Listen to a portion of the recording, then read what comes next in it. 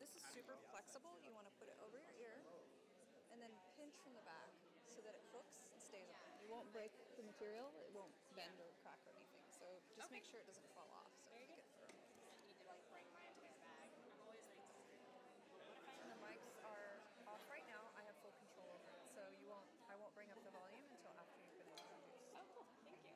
Okay. Okay, it's comfortable? Yeah. There's a little kink right here. I'm going to see if that's going to come out on its own. I guess that's fine. No worries. And then just make sure to sit in that first seat, please. Oh, okay. Same seats. Can do. Great, Thanks. thank you.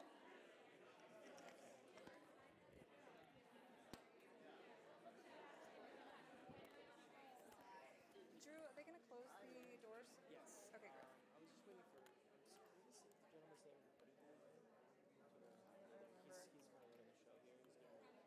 Oh, he is. So I can start. Are they ready to go right now? I don't know. Maybe that's ready. Yeah. Yeah. I gotta get to my live stream. Yeah.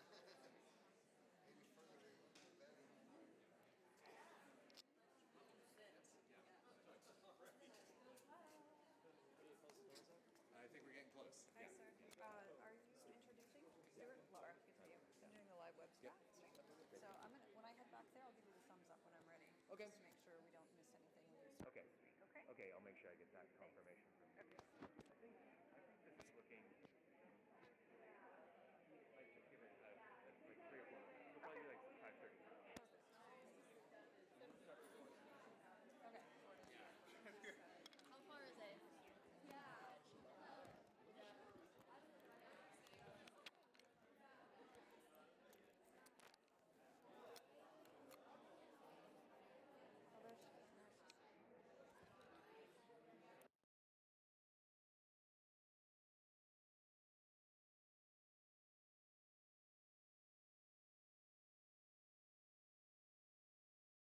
Thank you. So, do you mind if I clip it on? Yeah, that's totally fine. Great. I'm just going to put it right kind of next to the Yeah. name tag right here. And can I move your name tag down? Of course, yeah. I know you're going to be on camera, so I want to make sure it's not crooked or anything. Thank you. Off to the side. Perfect. And then there's a clip right here, or if you have a pocket. I do, yeah.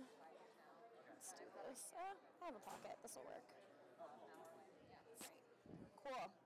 Thank you.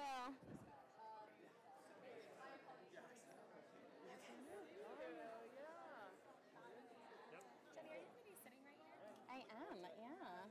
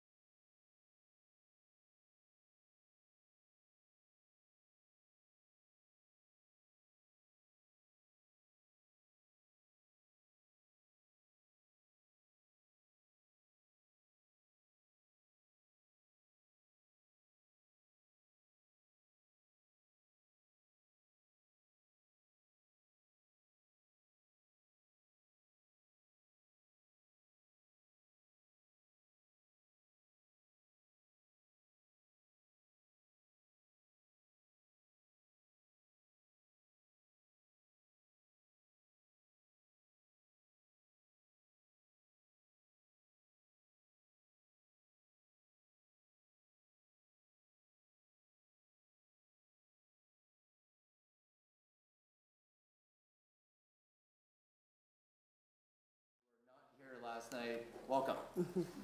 We are at the second of our public events for the Plastic Awareness Global Initiative Ocean Sciences meeting. This meeting is set up of a set of international scientists who are here trying to learn about the status, trends, and maybe some potential solutions having to do with plastics in the ocean. We aren't going to get as far into the solutions as we'd hoped for. Because, or as we would hope for as individuals, we're getting as far as we had planned for within this meeting. Plastics in the ocean, I think we can all agree, are something that are created by people and is a problem that we probably need to find a solution for. We need to do every solution by finding collaborations and looking in creative ways to link individuals together. The working group here is a group of experts that span physical, biological, chemical sciences. The audience here represents a number of different disciplines. And at its root, the Plastic Awareness Global Initiative was founded by the inspiration on the steering committee of Dr. Igor Kornichek, a music professor, an alumnus of of UC San Diego, the music department, and an avid ocean lover. Also an experimental musician who had addressed and noticed a problem in the world and wanted to find a way to solve it.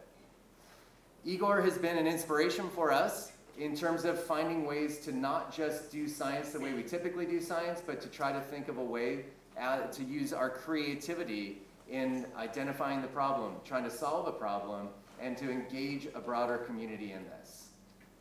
I really am pleased. It's been an honor to work with Igor. It's been an honor and very fun to travel with Igor and Susan and to see some of these problems firsthand and to really start fighting through, thinking through, designing ways that we can leverage the strength of us as a community and our different strengths. To introduce the panel tonight, Dr. Igor Kornichek.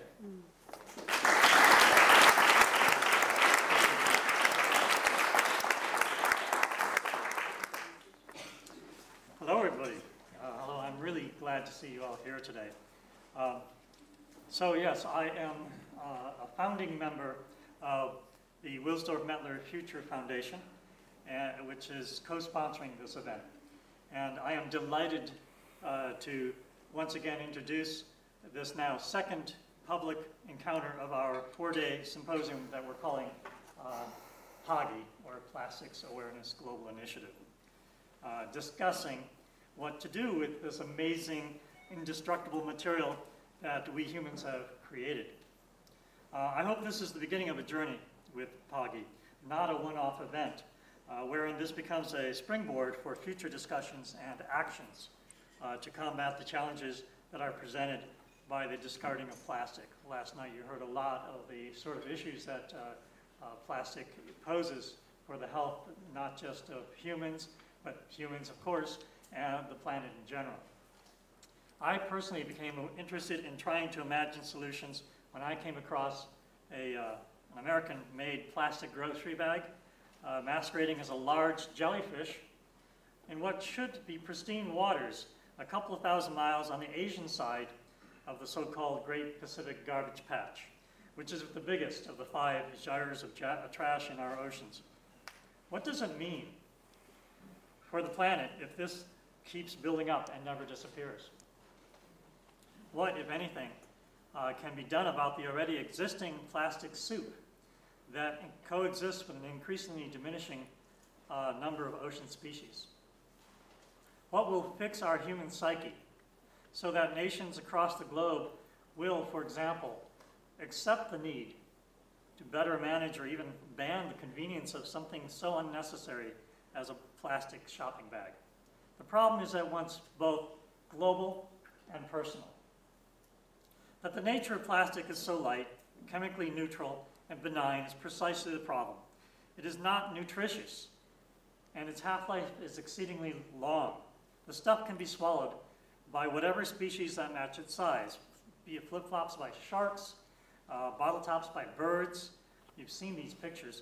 Particles of cigarette filters by anemones, and synthetic molecules by microbes.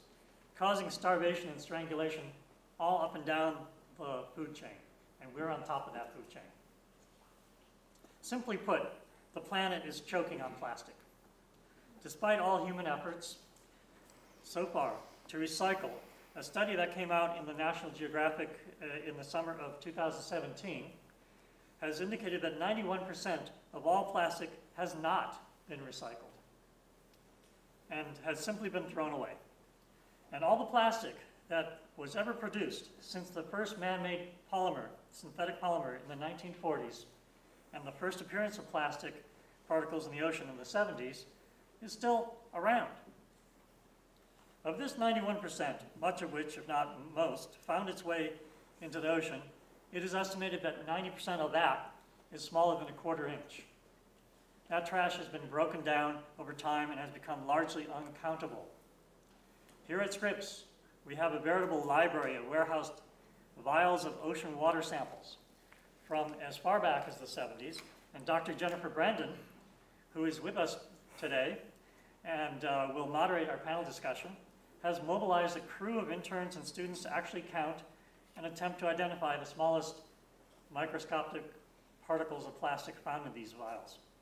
From the tireless work of her and her team, it is possible to estimate that these amounts, but we know the scope of the plastic swamp only indirectly. If the planet can be saved from the menace of synthetic plastic, let alone save our species and most vertebrates from plastic, then the problem of plastic breaks down, as I see it, into three categories of solutions to be sought, each greater and more difficult to accomplish than the previous. 1, cleaning up existing undesirable plastic. 2, elimination and prevention of further non-wanted plastic spilling into the environment. 3, and ultimately, functionally, replacing the use of plastic. Of course, as I think is clear, if mankind cannot solve this, then the problem facing the planet may be resolved of its own by the elimination of the species. But I'm still on Team Human, and I would like to think that solutions may yet be found to resolve these three issues. Plastics must be removed from the ocean as thoroughly as possible.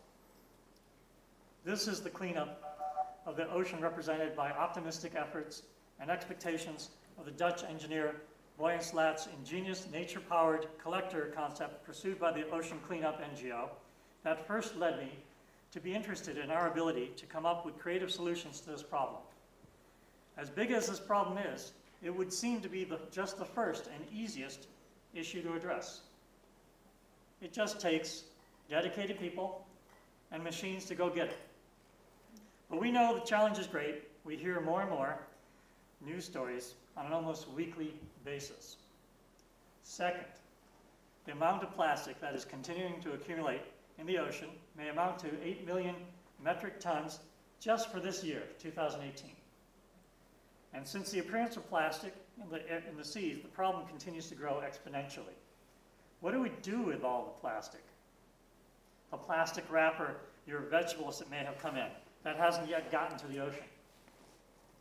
If we bury it, it likely eventually finds its way back to the ocean, as much of the plastic does, from landfills, down rivers, and out to the sea. Can we make huge plastic cannonballs and shoot them into the sun? Don't laugh. I thought this a possibility. I'm told nylon fishing line appears to make excellent rebar for coral reefs. Maybe we should be building plastic cities as our own coral reefs of humankind. Now that was a joke. Recycling, reusing, and in this case reclaiming, as laudable as that sounds, seems only to delay the inevitable. But this is the big push at the moment. Now it takes everybody and more machines. The third problem springs from the second. It would be great if a major cleanup cleared up the obvious and a comprehensive reuse program slowed down the process of plastic lost to the environment by 50%. That's a big number. But soon we would be back to current conditions. Well, okay, maybe plastic can be reused and maybe re-reused and then re-reused. How many times can that work? Think of a photocopy of a photocopy of a photocopy of a photocopy At what point is that no longer viable? Depending on its classification, plastic can generally be used 2 to 3 times before it gets downcycled or made into a more useless or lesser value plastic. After 5 to 7 times, the plastic microfibers are simply too short for anything. Now, it will take an evolution of being human. It takes political, social, and personal will to stop using man-made plastics. Or a new super science to invent a process whereby plastic is completely eliminated after use without getting into or harming our life-sustaining ecosystems. The solution may force us to no longer make man-made plastic, which is made, of course, from products like crude oil. This third problem will be fought over by practically every industry, not just the oil industry, and every nation, starving and rich, for the next 100 years, if we survive that long on the plastic not dealt with. What industry is not touched by the lifestyle-enhancing feel of plastic? Of course, we have other calamities that ironically may mitigate the plastic problem in the manner hinted at before, when I say that some sort of partial or full extinction event will rid the planet of man-made problems. It appears that humans are not yet evolved, that individuals are capable of thinking and planning in such long time frames. Cannonballs shot into the sun beginning to sound reasonable? Unfortunately, it is the nature of how we Homo sapiens deal with problems. Out of sight, out of mind. That is how the oceans got filled up with trash in the first place. Not being able to say this about ourselves, or hear it, or see it, is part of the third problem. Long-term thinking is what is required. As a human community, however, we have a really good chance. If we are lucky, we can buy ourselves some time by solving the first 2 problems, if we work collectively. This third problem is a wake-up call. We need to shake off the illusion of infinite use, most certainly, and maybe also long-term use of synthetic plastic. Furthermore, we have to find a way to pay for the consequences of our behavior that can be factored into the true value of things that does not cost us our lives. Why does a ballpoint pen, with its various types of incorporated plastic, cost so little when it costs so much downstream? We must create a new economics to measure this true value. Let's no longer worry about how we frame it, whether stating the obvious so baldly may paralyze some of us, push us into denial. We're past that. Fear motivates people, and this is a fearful sermon, but so does hope. I look to a reaction to this Congress that will generate a lot of ideas and paths to real action and hope. I'm not pessimistic. There are some really good ideas out there. For example, is it possible to account from here on in the source, the country, and even the precise factory of every piece of plastic by using the nature of plastic itself? Using maybe a kind of forensic identification, require the encoding of all plastic products with tiny parts per billion of unique alternative molecules as tracers. That will help track down violators of international treaties. I believe working together we can change this threat to all of us as quickly as we created it. The doorbell is ringing. It is time to act.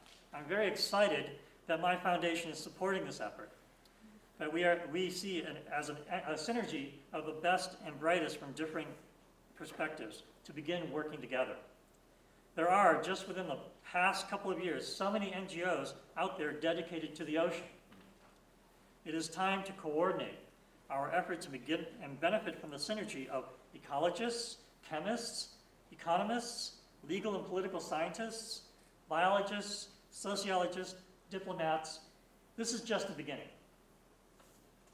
I think on complex issues like this, like plastic waste, and in places and spaces like the wide oceans, where no country manages and corporate entities look at hungrily, philanthropists, NGOs, and foundations are perfect to lead the way. Let's get together and make it so. Now, I've raised a number of questions and ideas that can and should be debated. I know many of you also have questions that accompany arm in arm your concerns. I have been inquisitively gathering as much information as I can and seeing this as a multidimensional, multidisciplinary puzzle that needs to be assembled in order to address it. And so I have endeavored, on behalf of the Wilsdorf-Mettler Future Foundation, to help create the broadest space possible for real experts to share and contextualize their expertise and findings. We look now to them, who are here with us these 4 days, to shed light forward to the next stage. And with that, I would like to introduce tonight's moderator, Jennifer Brennan.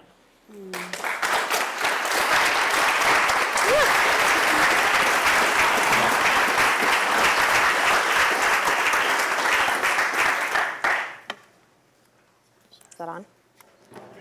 Yes? No? Not quite. Okay. Sorry. No, you're fine. There we go. Hello. Thank you for that, Igor.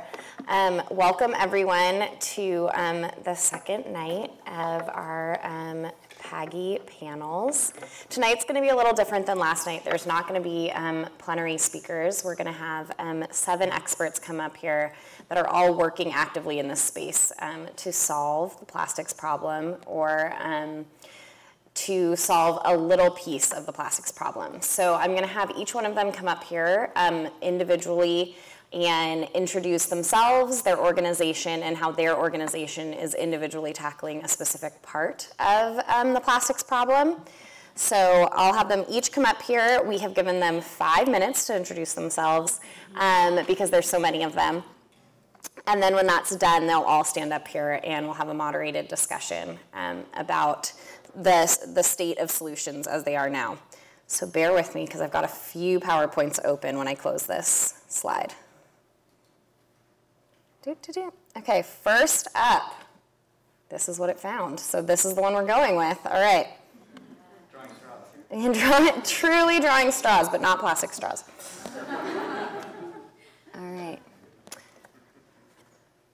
So first up, we have Sherry Lippiett, who has been wonderful, both is going to be on the panel and then has been wonderful actually in the closed room working group all day, bearing with my terrible drawings on the whiteboard. So she works for the NOAA Office of Marine Debris.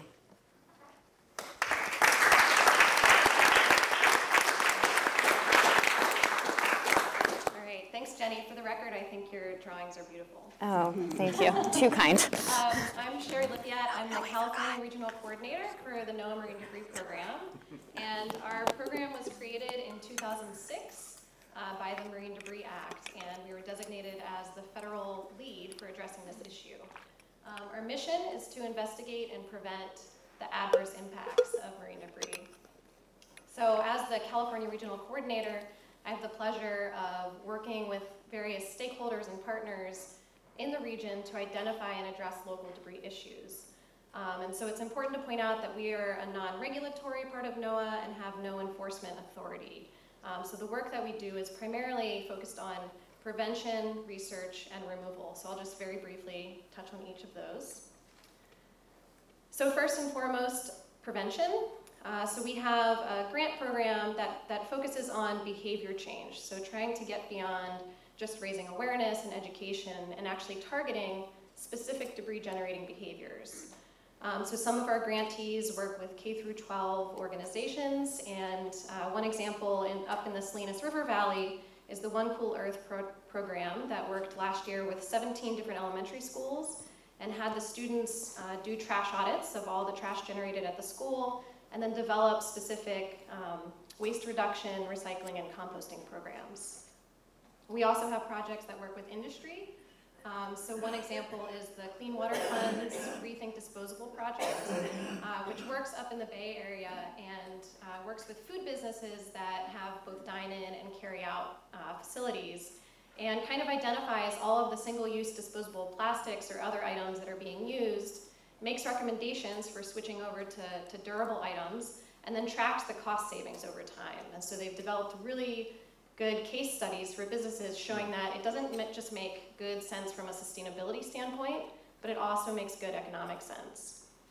One final example, a project that we're excited to have just gotten off the ground with Surfrider up in San Francisco, supporting their Hold On To Your Butt campaign, which is focused on reducing cigarette butt litter. So the second tactic is research to help us better understand the impacts of this issue and develop more effective strategies to address it. So we have a research portfolio that includes a shoreline monitoring citizen science program, the Marine Debris Monitoring and Assessment Project, which helps us collect data on larger debris items that are in the environment. We also have a research grant program. Some of the grantees are here today. And there's a grant opportunity open now that's focused on risk assessment and exposure studies, fate and transport of debris, as well as assessing the benefits to habitats from debris removal. And then lastly, removal. So recognizing that a significant amount of this stuff is escaping into the environment, this is kind of a last-ditch effort to remove it.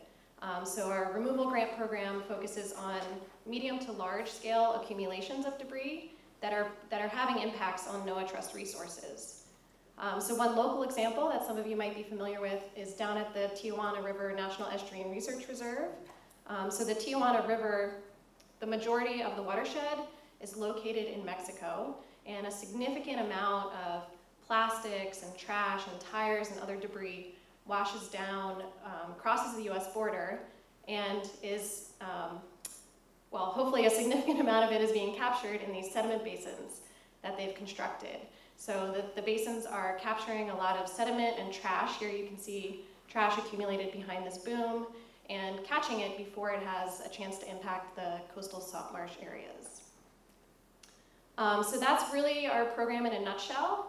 But the true credit goes to the various partners and grantees that we have the pleasure of working with that are developing and implementing really innovative projects to address all aspects of this really multifaceted issue. So thank you.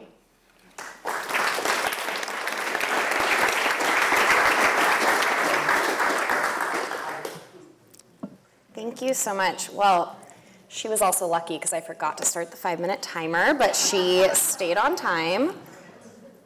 Now I don't even know how to start this. So Kelly might also be lucky. Let's see. Well, Kelly is next up by the lottery system, and Kelly is a policy analyst for Californians Against Waste.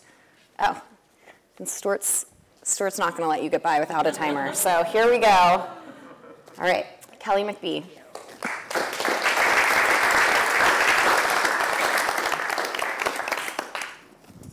Thank you so much, Jenny.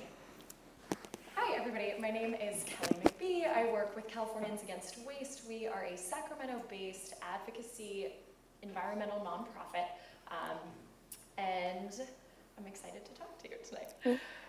So Californians Against Waste was founded 41 years ago. We address issues through legislative engagement and regulatory engagement on the full spectrum of waste. We've engaged on mattresses, tires, carpets, other types of waste-specific issues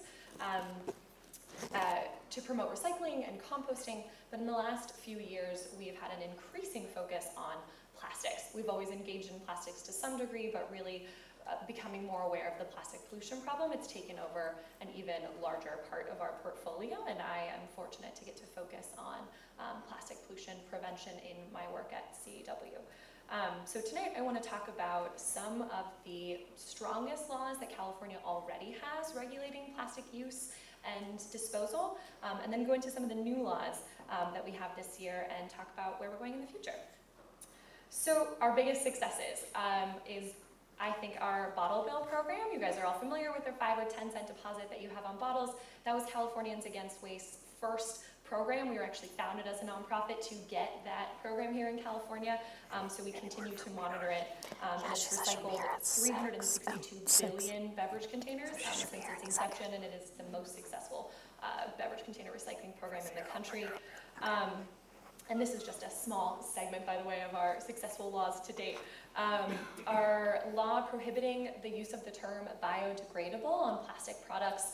This is important to prevent greenwashing of products that are plastic. We don't want people thinking that plastic breaks down and that it actually breaks up into elements naturally found in the environment. They don't want to be throwing it away. Our prohibition on the use of plastic microbeads. Californians Against Waste sponsored this piece of legislation in 2015. I know that says 2011. It was 2015. And this law prohibits the use of small pieces of plastic in personal care products. That is now federal law as well. Just a few months after California passed our law, federal government did the same. And then, of course, our California plastic bag ban. I like to say that California banned bags twice, once through the legislature, and then again when California voters confirmed that they wanted bags to remain banned in the November 2016 election. So 2018, just in this last month, the governor has signed 4 bills that seek to address plastic pollution even further. Californians Against Waste sponsored or supported all of these bills with a number of other nonprofits. You'll hear from Trent tonight. Surf Rider had a big part in these as well. The first is SB 1335. So this law will limit the use of non-recyclable and non-compostable food packaging at state agencies. So at the food service facilities, specifically at state agencies. So we're taking a first bite, looking at just state agencies first, and then hopefully that is a policy that we can take to all restaurants in California. The testing of drinking water for microplastics. This is a very exciting bill that in the next 2 years will require the State Water Board to develop a method for testing drinking water for microplastics. And then over the next 4 years, public water agencies will be testing their water to see if they have microplastics there, and then publicly disclosing those results. The SB 1263, also by Senator Portantino, this bill will require the OPC to draft a strategy over the next few years for tackling microplastics, and that strategy will be presented to the legislature so they can take action further. And then our straws upon request legislation by Assembly Majority Leader Ian Calderon, starting January 1st of 2019, all sit-down restaurants in California will need to request or will need to ask a customer if they want a straw before giving them away. So this is, I want to point out, these are great, this is progress in California, but this was less than a third, I think, of the full portfolio that Californians Against Waste worked on this year of plastic pollution bills. So there's a lot more to go. And in closing, this is my last slide, I want to talk about where we think we're going. So when Governor Jerry Brown signed AB 1884, that was the straws upon request piece of legislation, he left a very strong signing message. This is just a blip of it, where he says plastics in all forms, straws, bottles, packaging, bags, etc., are all choking our planet. Oh. There you go. Sorry, Governor Brown. And we must find ways to reduce and eventually eliminate single-use plastic products. So he has left us with this great legacy for moving forward, and Californians Against Waste really wants to see California tackle plastic pollution in a more comprehensive way. Some of the things we're talking about with our allies now are potentially looking at a cap on the production, sale, use of plastic, or a plastic tax. How do we really look at this as a broader issue? And so those are the conversations we'll be having in the years to come. That's my contact information. We're always looking for ideas and for collaboration. Thank you. All right. Thank you, Kelly. All right, now we're going to talk to Alex Grabowski. I didn't even ask how to pronounce it. I'm sorry. Okay, perfect. From the World Wildlife Fund about their campaign, which is called No Plastic in Nature. And you also have to use this timer. Here we go. I'll do my best. All right. Okay, thanks everyone for having me today. I'm Alex Grabowski from the World Wildlife Fund, and I lead our work on packaging and materials, and that includes plastics. So I wanted to start by talking about why WWF cares about this issue and why we're committing resources to it. So our mission at WWF is to protect the world's wildlife and conserve our natural resources. And we work in these 6 focus areas that you can see up here. And you'll notice that one of them is actually, the plastic is not up there, right? So why are we working on this issue? And it's because we see plastic pollution can threaten our progress on these goals that we have. And we also see that we need to take a whole planet perspective as we work on this issue. Because we want to stop the flow of plastic into nature. We want it to stop impacting our wildlife. We want it to stop impacting our oceans and polluting our rivers. But we also want to do it in a way that it doesn't cause another environmental crisis. We don't want the solution we put in place to cause more deforestation. We don't want it to cause climate trade-offs, and we don't want it to cause more food waste. Because this is not the only environmental crisis that we face, and we cannot afford to trade this one for another one. So this is our vision. Stop the flow of plastic into nature by 2030. It's a simple vision, but a bold one. And the reason we've written it like this is because we wanted to leave room for innovation. We noticed that we really needed to set a vision that said what we really wanted to happen, but not be prescriptive about how we get there. Because there's only one thing that's certain in this space, and that's that we're going to need a whole lot of innovation to get to the future that we imagine. And we also can't afford to set our path too narrow in the beginning, where we might end up dismissing or looking over a solution that we haven't even imagined yet. And this would be easy to do because this problem is complex and has a lot of pathways.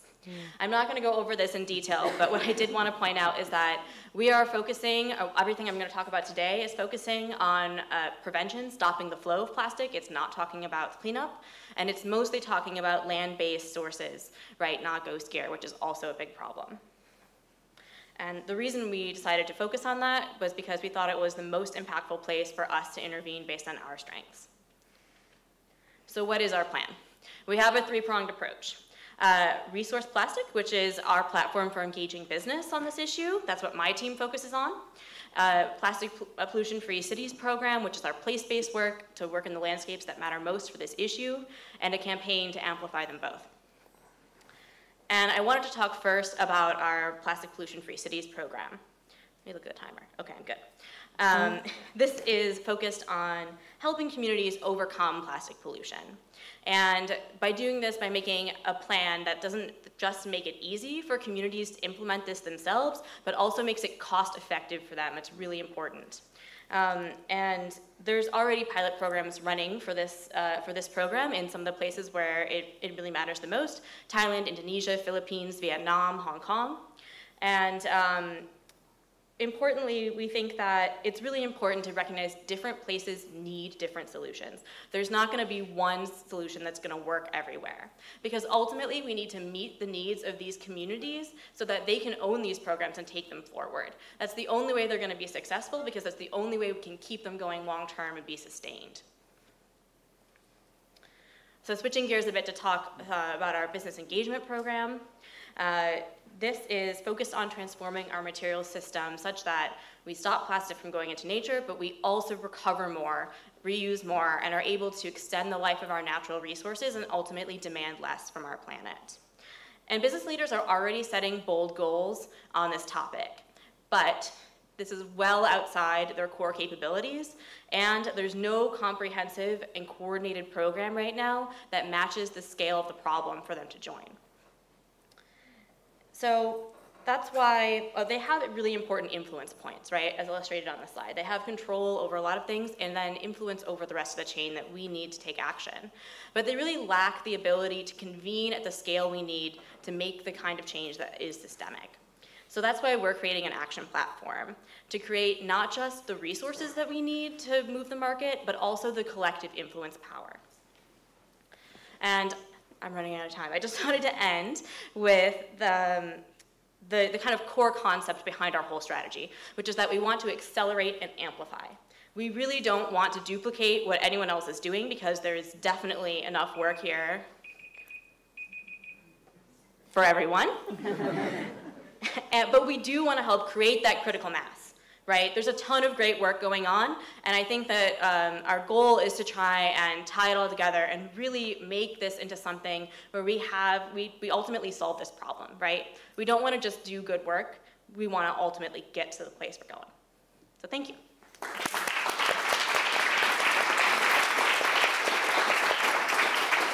Almost. Yeah, almost, so close. Thank you. All right. Where's my mouse? Is it back? No? Oh, there it is. All right.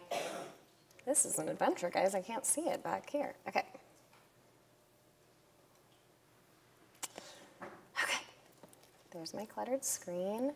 Next is not this one. We're done with that. Done with that. And next up is Winnie. All right. Any minute. Okay, great. Winnie Lau, oh, sorry, I didn't even introduce you. Winnie Lau is a senior officer with the Pew Charitable Trust.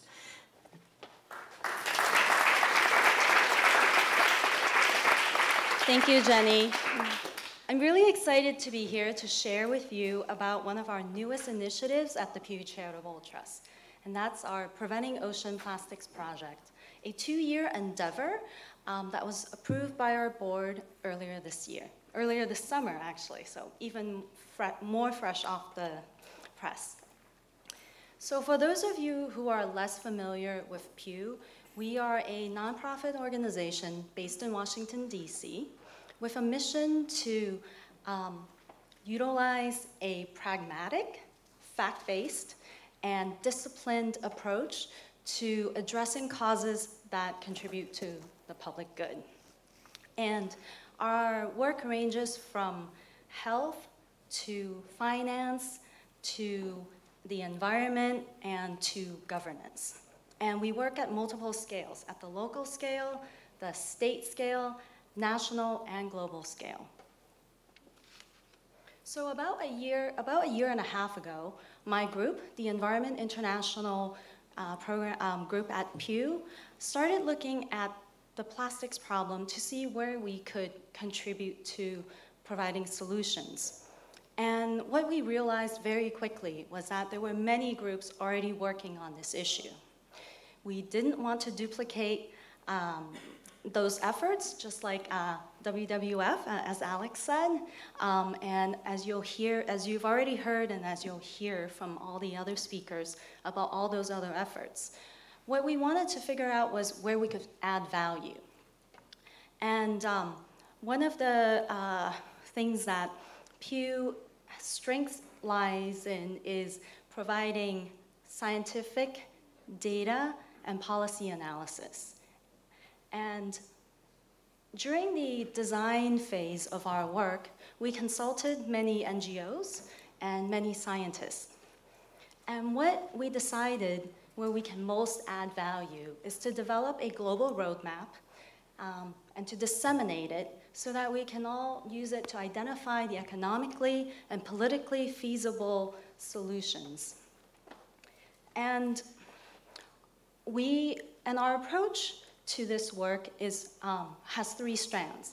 First is that we will conduct a global economic analysis to evaluate the costs and mitigation potential of various solutions for reducing plastic flow into the ocean. Second, we will be conducting a regulatory and voluntary market landscape analysis so that we can identify the social and politically feasible solutions. And third, we will bring together a group of experts who will synthesize the findings from the economic and policy analysis and develop and create a roadmap to provide solutions for reducing the flow of plastic into the ocean. So for the past 3 months, we've been working very closely with our partner, Systemic, which is a group based in London, to develop the framework and model for our economic analysis. And we're taking a cost curve and wedges approach, very similar to that taken by the folks working on the climate change issue to identify mitigation strategies. And what you can see from here is that we hope that from our analysis, we can identify those interventions that are most cost-effective and most efficient for solving our plastic problem, and such as reducing production and use improving recycling, and improving the waste management. In essence, we're going to look at the whole system, look at all the solutions across the entire system. And to complement this work, we will also be conducting a global policy analysis, which will identify the existing policies, the policy gaps, the lessons learned, and the best practices. So we believe that for the scale of the problem, that collaboration and cooperation are key. And because of that, we are working with over a dozen experts to advise us on the economic analysis. And we are also developing partnerships with different organizations to deepen our analysis, broaden our reach, and we are also looking to conduct many stakeholder meetings with our NGO colleagues, with government, with industry, so that we can share our work and our approach and get feedback. And our goal is to make our work open source at the end of this so that our model, our analyses will be freely open to everyone to use so that they can use it to identify their own solutions, their own set of solutions. We hope that this tool will be used by people and will be able to help advance the solutions. This work is in the very early stages. We're really excited about it, and we look forward to being able to share with you our progress in the future. Thank you.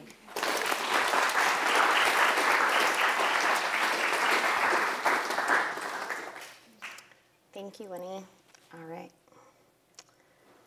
Let's see. Up next, we have maybe. Okay. We have Chelsea, who is a supervising recycling specialist from our very own city of San Diego. Here we go.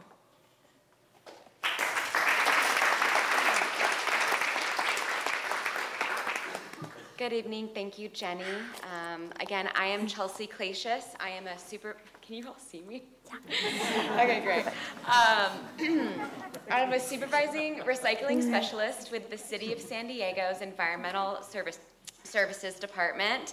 I specifically work in the Waste Reduction Division, and our section, the recycling section, oversees the city's waste reduction and solid waste diversion and efforts.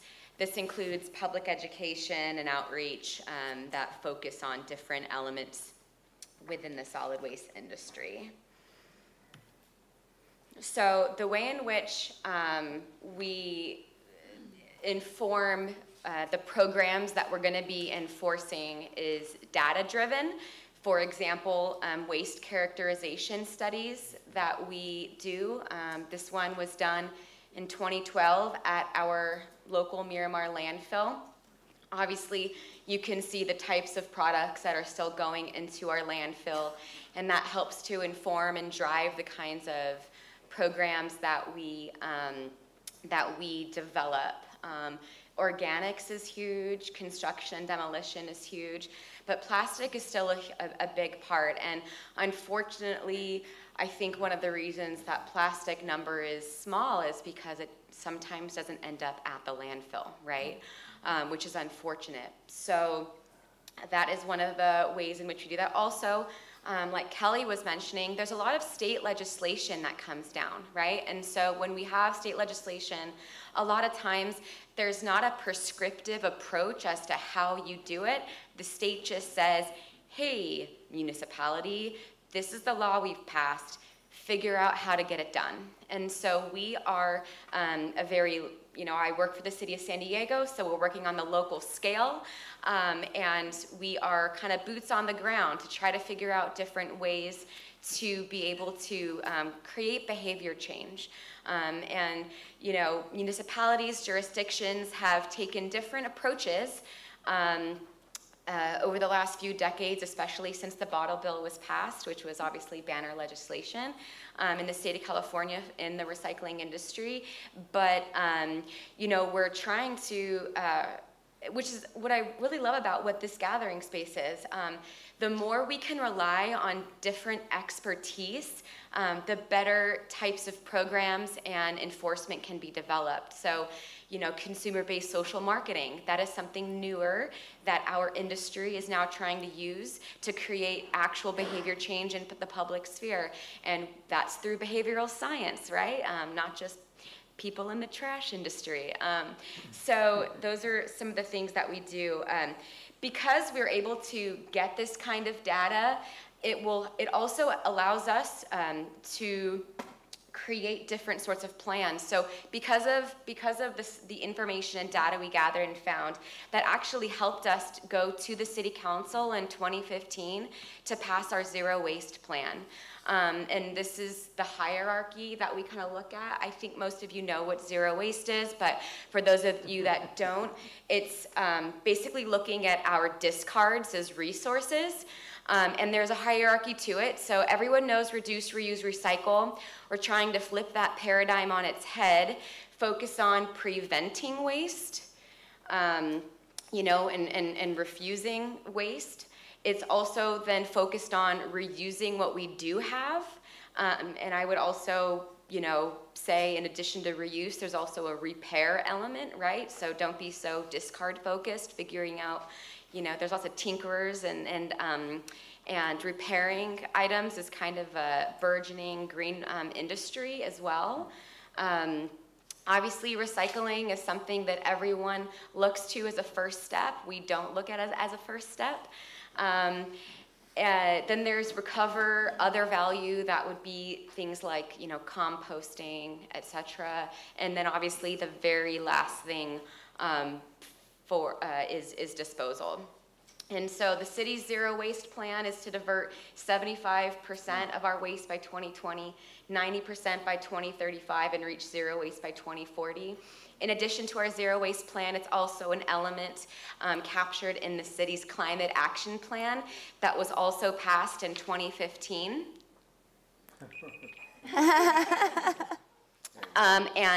Even though they are independent plans, zero waste is one of the main pillars. And like Alex was saying from WWF, we do not want to focus on solutions that create another crisis.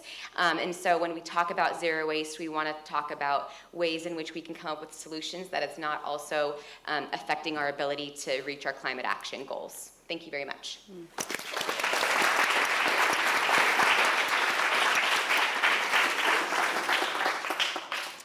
Thank you. Though you kind of cheated the timer. Great job. All right. One last one on this computer, and then our final panelist has arrived from teaching on Upper Campus. So we've got the whole gamut here. Okay. Let me see. I have to get this into full screen. Sorry. Hold on one second. This is embarrassing, guys. Sorry. I was doing it before. I think you go to view.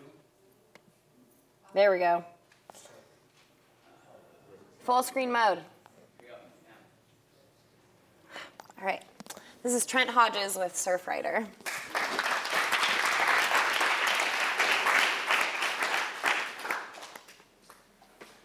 Hey everybody, how's it going? It's a pleasure to be here with all of you. Thanks Scripps for having us. This is just an awesome panel, a great group of experts to be with. Again, my name is Trent Hodges, Plastic Pollution Manager for the Surfrider Foundation. The Surfrider Foundation's mission is the protection and enjoyment of the world's ocean waves and beaches.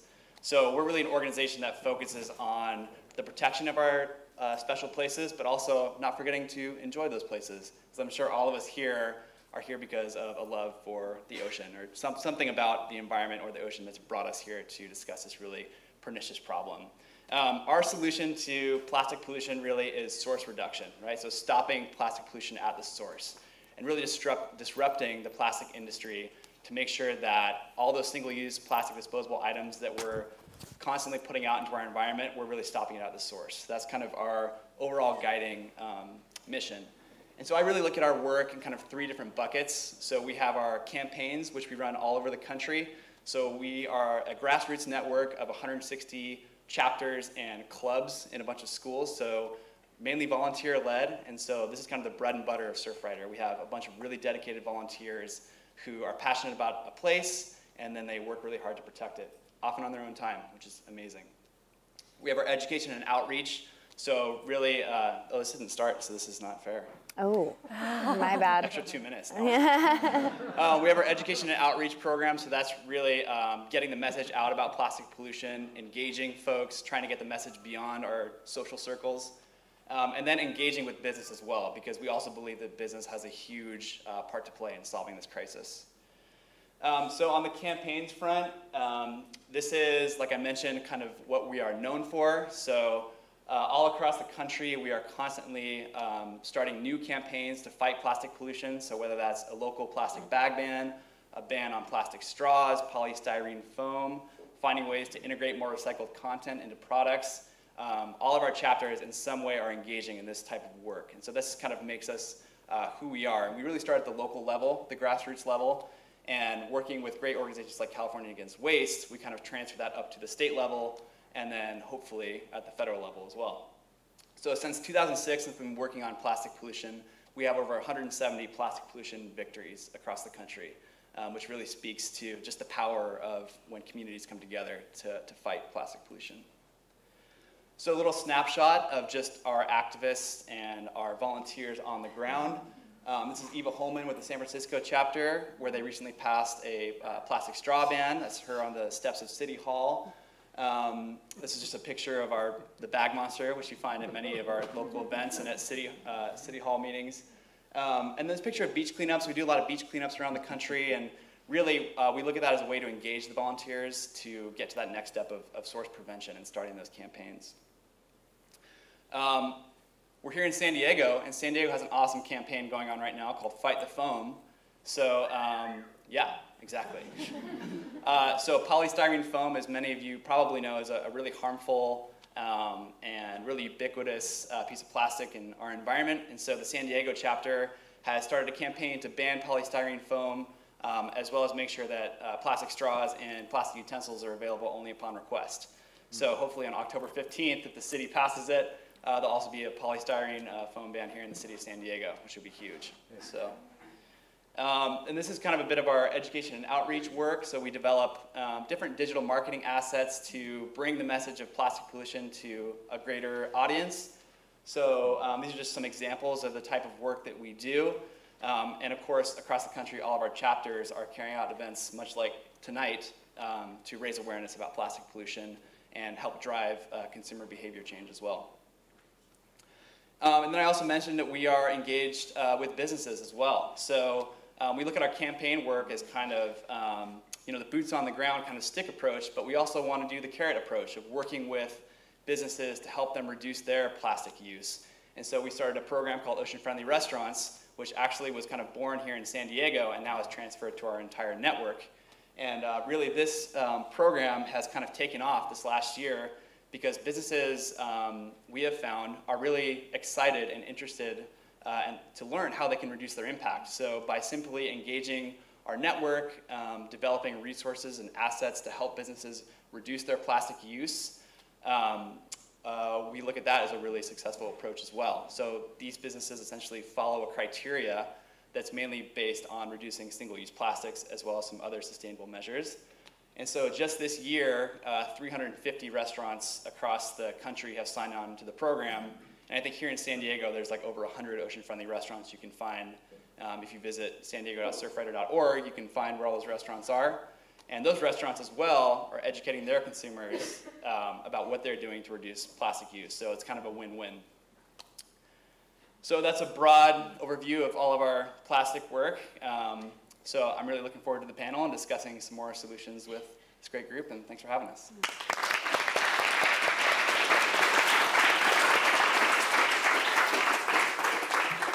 Awesome, thank you. All right, come on up. We're gonna quickly switch, we're gonna quickly switch computers. There we go, you need this. There you go. That'll work.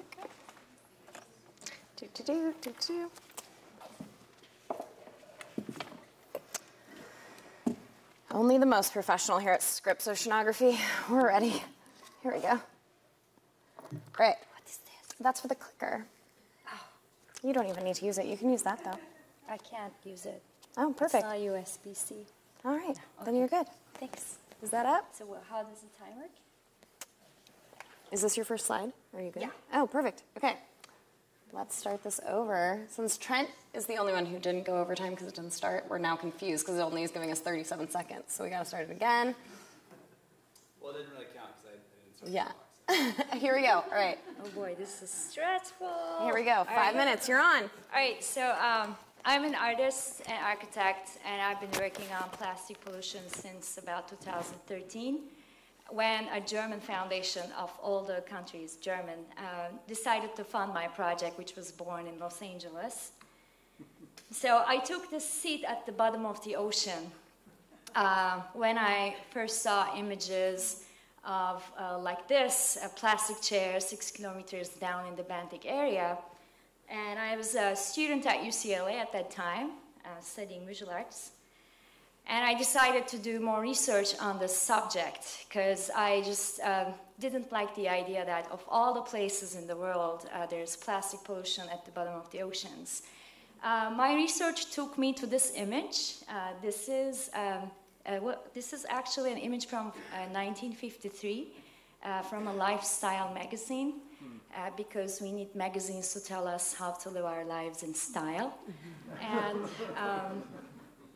it's amazing. This article states that by using disposable consumer items, primarily plastics, you can cut up to 40 hours on household chores, which you can then use for better shopping experiences. And I found this image also very exhilarating and telling because I don't know if you can see, but there are 3 people in this image. There's a molecular family? No, atomic family. It's, you know, the simplest family unit. There's a child, and it's a daughter, and her face is obscured by a flying piece of plastics. What really encouraged me to take this really challenging and grim subject was Chris Jordan's work. When I saw this image, it really gave me goosebumps. Again, the ultimate fusion of nature and culture happening at the digestive tract of a lazen albatross.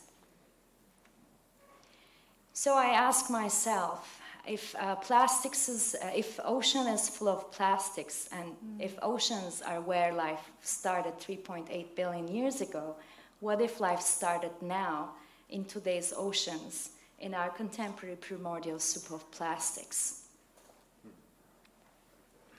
I met with scientists, amazing scientists. These are, sorry, that's not the image. These are images from Linda Emerald Zettler's lab in Woods Hole Oceanographic Institute. She's a microbiologist which studies extreme life forms called extremophils, and her research took her to bacteria that emerged off of plastics that's in the ocean. So I was like, well, all I have to do is extrapolate from this and imagine different life forms that could possibly emerge in a plastic ocean. These are insects, aquatic insects that emerged again in the contemporary plastic ocean. I found papers which claim that due to microplastics, the overpositioning of aquatic insects has increased. It's more possible for aquatic insects to use the open ocean as their habitat, which wasn't the case before. So I designed or thought about different varieties of insects. I thought about a Pacific balloon turtle. Again, research took me to a paper which showed that if given the option between clear plastics and colored plastics, a hungry turtle, marine turtle, will almost always opt for the colored one. And their most preferred meal is balloons. We do have this problem called the balloon pollution. So I thought about this creature which has an elastic back, inflatable, a survival advantage in the face of raising sea levels, and a fitness indicator. then I read papers about the contents of the stomach of marine birds, and I might be wrong with the numbers, or it might have increased, but about 27% was bottle caps. And I thought to myself, well, in nature, as we know it, there's this correlation between an animal's diet and their coloration. Like flamingos get their beautiful colors from the krill they eat. What if these birds, after eons of evolution, start displaying corporate colors, such as Pantone red, which is the Coca-Cola red, Pantone 485C? Oh no. Okay. I'll still 30 more seconds.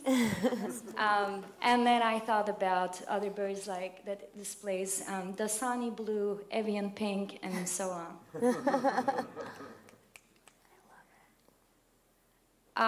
I'll just show these in very fast and not go into detail. Further research took me into the science of metabolizing plastics, which is very difficult, so I designed a sense organ that can detect plastics. I designed Stomaximus, which is a maximized stomach that can churn up to 17 different types of plastics, from HDPE, LDPE, PP, acrylics, vinyl, and so on. All of these little vesicles contain bacteria that Linda Emerald-Zettler found that can target a specific type of plastics. And this is how I show the artwork. This is the installation shot. Thank you very much.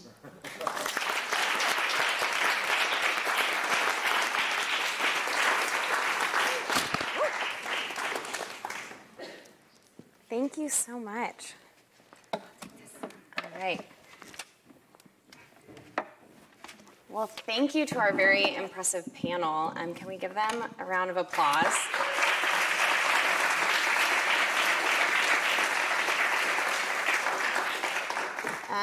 If the 7 of you would like to come up here, we will begin the question and answer session. Let's see if we can just have this on in the background. What really impressed me about that, I think, is how many of you are already working together. One of the real purposes of tonight was to kind of introduce some of you to each other and kind of bring some nonprofits together to collaborate, but you guys beat us to it, so we're impressed by that. All right, before I open this up to the public, I guess I'll start with a question or two to all of you, but first, are all their mics good? On? I do. Is it on? Yeah, yes. Maybe. Oh, no. Perfect.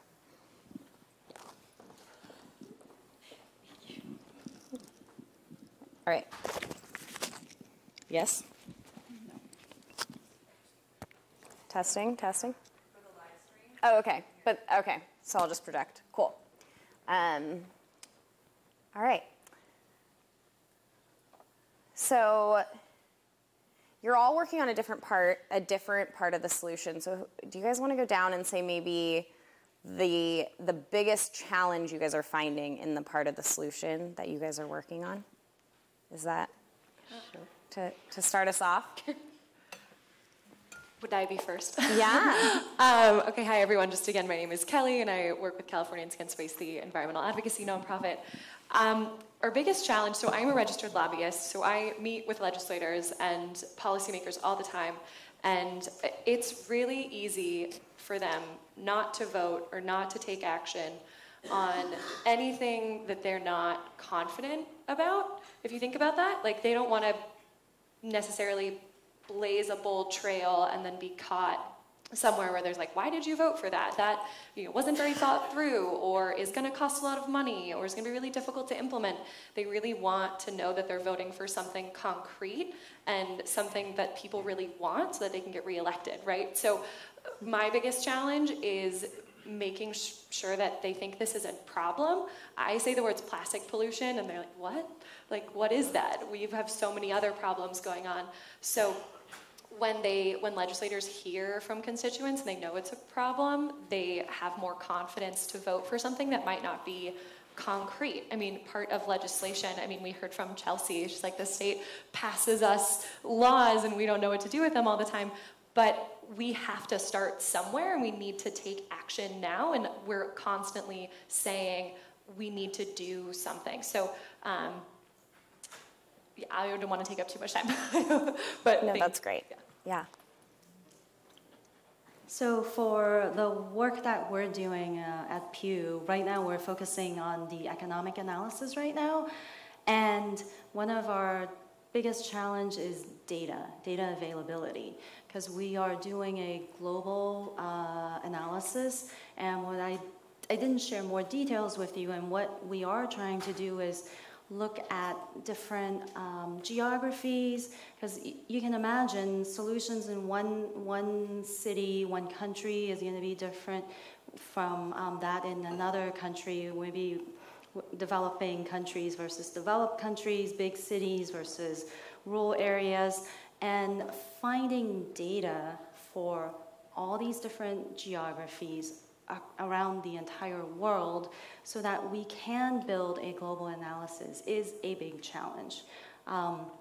We are, working with different groups, trying to get data, and also trying to use modeling techniques to try and fill some gaps. We expect that once we get our model out and share it with the world, that it will continue to get better and better as all of you use it and input your data, so that we can keep improving the model, keep improving the information so that we can generate better solutions. Great. I would say for the NOAA Marine Debris Program, I didn't share the official definition of marine debris that was passed through legislation, but it's very broad, and it covers everything from tiny pieces of microplastic to consumer debris, lost fishing gear, and abandoned and derelict vessels.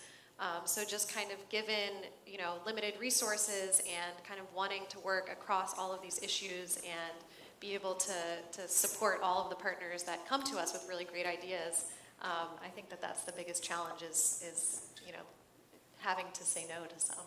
So. Yeah. Yeah, so I would say that from the approach of a municipality that is crafting programs and trying to create change at the citizenry level, one of the biggest challenges is crafting the right interventions that will drive true behavior change. We can do a billboard campaign, or we can make a deposit program, or we can do a lot of different things, but it doesn't mean that sometimes it doesn't mean that they have to actually do it. So for us, it's really learning about how to appropriately engage with San Diego citizens at their place of work, the places that they play, like the beaches or parks, at their home, right? Like, how do you drive behavior change when someone's standing at their kitchen sink and they can, no one's looking at them, right? And so, striking a balance, right? We don't want to be doom and gloom, and we also don't want to be so, we don't want to do too much all at once, because once people get overwhelmed, they're just like, never mind, it's too much, and I can't make the change, or my individual contribution isn't meaningful. So that is always something we have to strike a balance and create. Mm-hmm. Yeah, this goes back to our discussion we were having in the briefing room. One of the things that I always kind of struggle with is the fact that even though we've made a lot of progress with policy and a lot of companies are taking leadership to reduce plastic pollution, we're still ramping up the production of plastic globally, and especially in this country.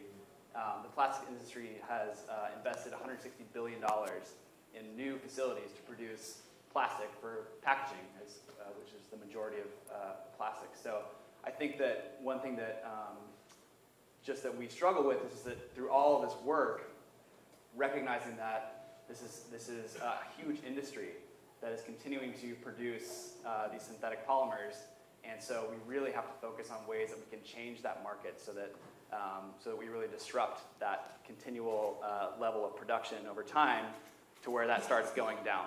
And so we're still on that trajectory of growth for plastic production, but I'm confident if we continue this work that we'll start to see that dip the other way. That's the real goal. Hi. This is live, right? It's being recorded? Yeah. Okay, yeah. good. Because I have a lot to say about about the challenge of being an artist and making work that is informed by science, of the fruit of collaboration with scientists, and getting it to the art institutions and museums who have thousands of subscribers, members, and access to all the cultural channels. So I sometimes feel like they live on a different planet.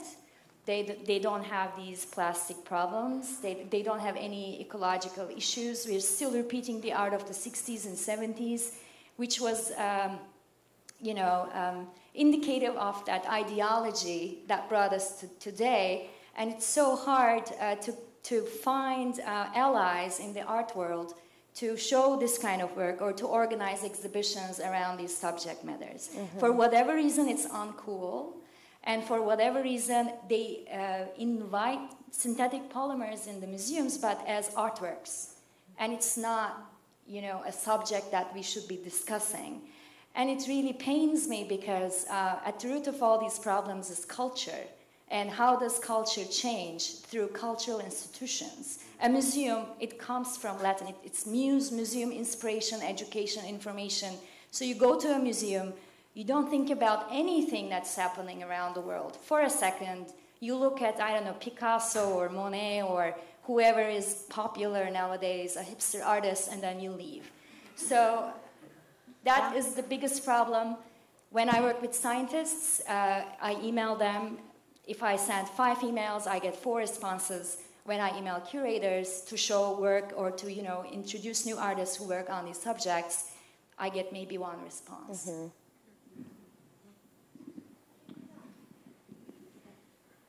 Great. There's really a lot of things I could choose to talk about.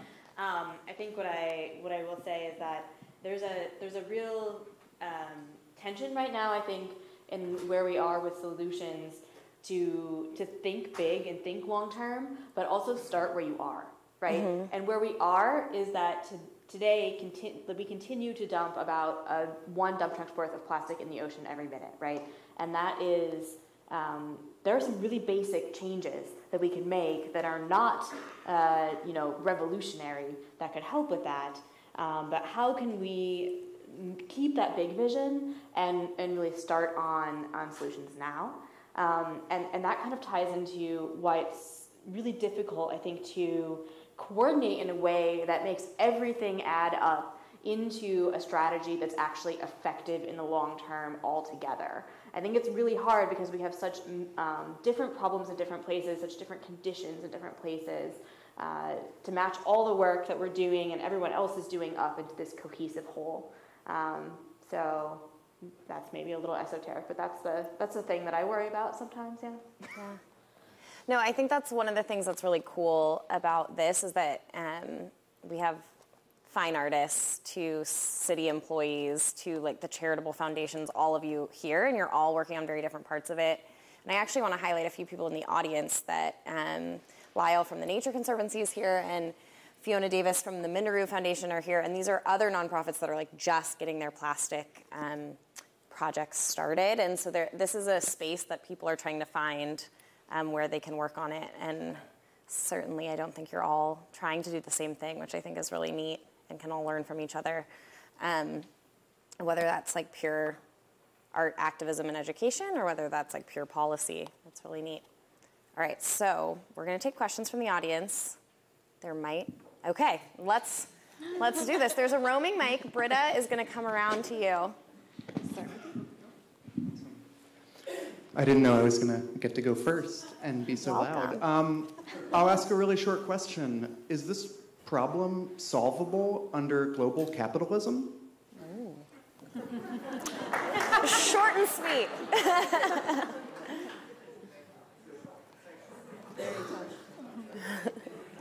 Don't all jump at once.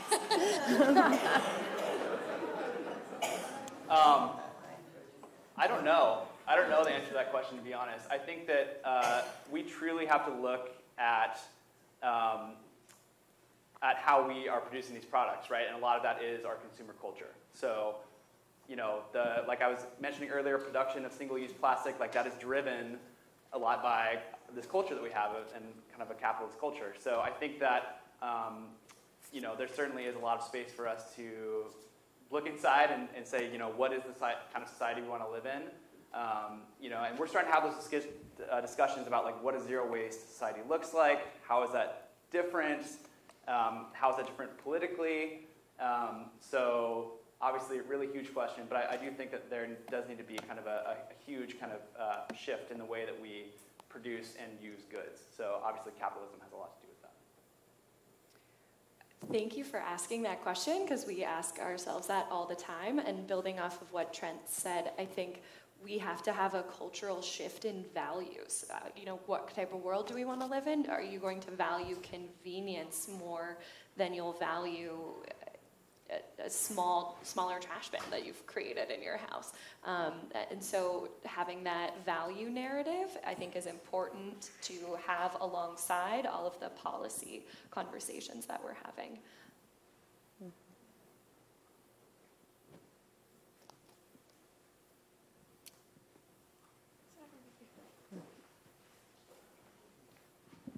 Thank you. Fiona David from the Minderoo Foundation, and yes, I am Australian, so I hope you can understand me. I'll speak slowly. One thing that strikes me about this wonderful panel, first of all, is I'd just like to acknowledge the great diversity of the Scripps panel, both tonight and last night. As a woman, I really appreciate it. Thank you.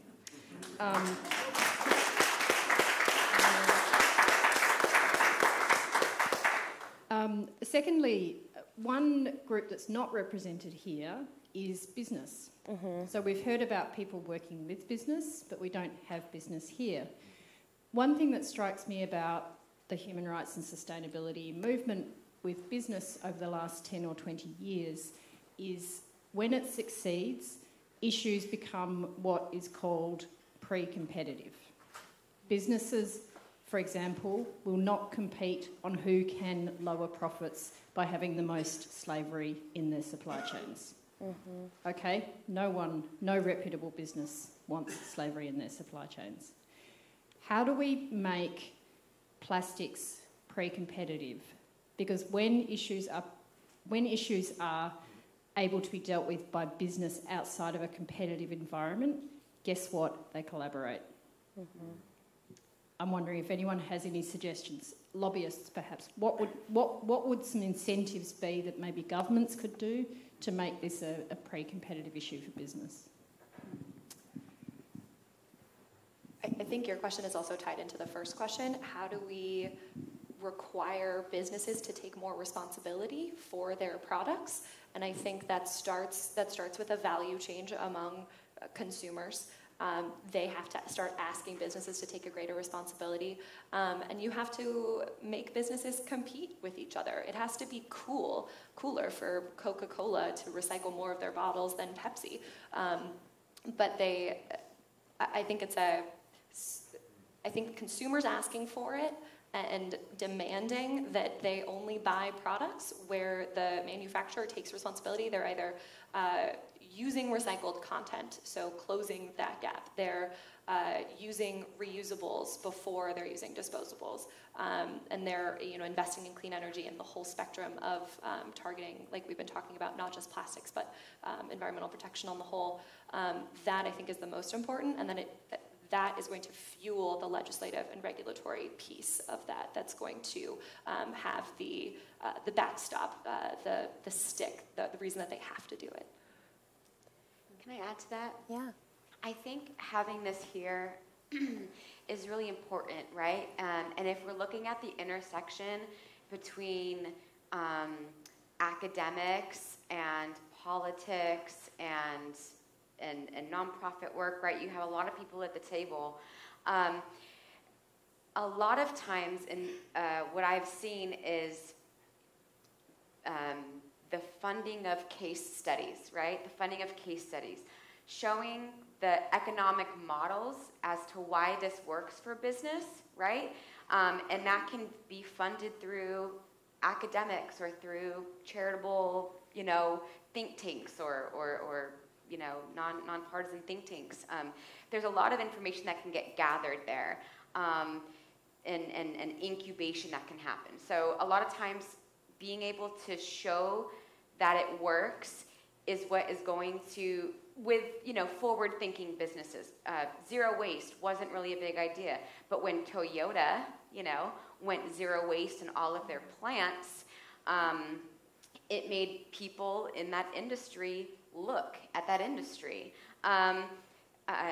Seeing similar things in organics and in food waste, there's this, there's this culture about making sure that your plate looks like it's always full and overflowing. But when you can prove an economic model as to why you shouldn't be throwing that food, the economic model of, a restaurant, think about how much money that restaurant is throwing away into a dumpster at the end of the night, right? With all this wasted food, how do you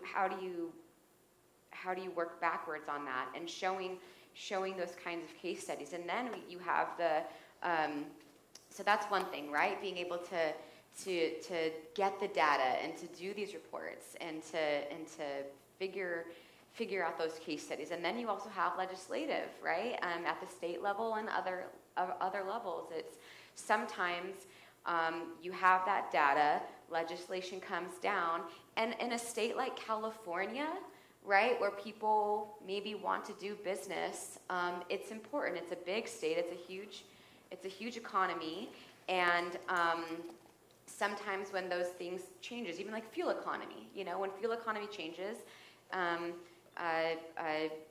industry kind of moves in that direction. And so I think it is fully going to it will have to be a multi-pronged approach, and it will require the best and the brightest in all of the sectors. Mm-hmm. Yeah. I could talk about this too. So that's actually, I agree with you that being pre-competitive is really important to make progress. And that's actually exactly the way we work with companies on this issue. I didn't talk about it in my presentation because we had to be laser focused, but we actually also have another initiative that I lead called the Bioplastic Feedstock Alliance, where we work with companies on making bioplastics a sustainable choice for the future, and we're specifically focused on sourcing, right? Because just because it's bio doesn't mean it doesn't have impacts. So if that's going to be part of a sustainable future, we need to figure out how we're going to do that in a way that does actually deliver more environmental benefits. And in our group is Coke and Pepsi, Danone and Unilever, and P&G, and I think that not all companies want to work pre-competitively, but once they see that reputational risk they have of not doing it right, a lot of them do. And especially when you're talking about this issue, I think we have a real advantage, and that's that they know they can't do it alone. Mm-hmm. They know that they can't solve this problem on their own because they don't have control over the whole system. They need to come together to get leverage, and they need our leverage too if they're going to reach the goals they're already putting out there. And those are goals that we're holding them to, right? So I think the biggest thing in getting to a pre-competitive space is that you have to be vigilant against greenwashing. Mm-hmm. As long as you can't mm-hmm. greenwash, they have to come together. And a lot of them want to.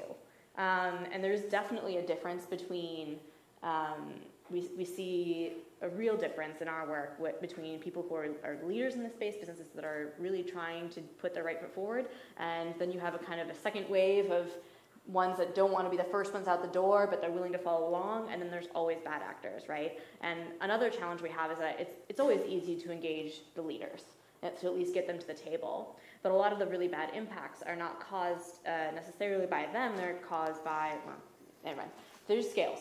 But we need to move the middle and the bottom too, right? And I think that's the second wave of the challenge, is not just getting to a pre-competitive space, but how do we get everyone in the pre-competitive space? I would just add just real quickly, I think it's important also that we don't substitute one material for another. You know, I know that, you know, speaking of greenwashing, I think it's important just to point out that bioplastics, there's a lot of confusion about what's going on with bioplastics. And so I think that, you know, fully to make sure the right incentives are built in, you know, more of an approach like extended producer responsibility. So making sure the companies are responsible for the materials they put out instead of just exchanging one disposable plastic for another disposable item. So there's a lot of really good examples of extended producer responsibility that are happening in Europe. I think it would take a lot of political will to make it happen here in the US, but it's definitely a model to look at as well. Just adding on yours. I want to add one other thing. So we call it military-industrial complex, right? But there's also cultural-industrial complex. And I think this is a change that has to happen in every aspect of life. So I'm thinking these companies, okay, they don't follow the legislations, they don't have the incentive, but these companies are made up of people, they're families. If there's a boss, this boss might have a son or a daughter, right? I'm thinking about this, and the son might be watching Spider-Man, for instance. If Spider-Man refused to use plastic bottles, or if Wonder Woman dove in and saved a whale whose tail was cut off because of fishing, we would be looking at a very different world. Right. Yeah. Hi. I wanted to ask on a personal note, with everything that you've uncovered and discovered and worked with and through with your work on plastics, if you didn't have any barriers, on a personal note, with all that you know, if there was a giant leap forward that you could take, what would it be? I can start. Yeah. I think in many ways there's kind of this, you know, in talking to the public that maybe aren't as familiar with this issue, there's often kind of this preconceived notion that people will say, you know, I recycle, I don't litter, I'm not part of the problem, right? And so I think just by virtue of generating waste, we are all part of this issue. So I think the barrier that I would like to overcome is kind of making that, you know, conceptual leap in the minds of everybody on this planet.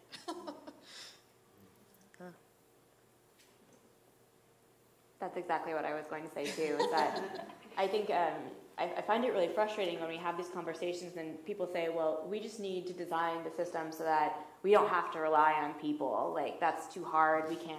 We can't train everyone in the world that they need to be part of the solution. And I find that really frustrating because there is no way to design people out, right? This is about people. And if we could just get over that and get to the part where we actually start working on that, that would be great. If I didn't think there were any barriers and I could pass any piece of legislation I wanted to, and Californians Against Waste wants to think this way because we think Governor Brown, like I mentioned, has kind of opened that door for us for the next administration to think really big, we would cap the amount of plastic that we're producing, and that would necessarily correspond with a change. I keep mentioning values in people, but we think of plastics, I think, as cheap and as clean and safe, and sometimes they are, right, in the appropriate uses, like for in a hospital setting, but we need to think about plastics way more upstream. The extraction of natural gas and oil, the processing into plastic, the shipping it elsewhere, all of the greenhouse gas emissions that are associated with that, all of the communities around these extraction sites and plastic production sites.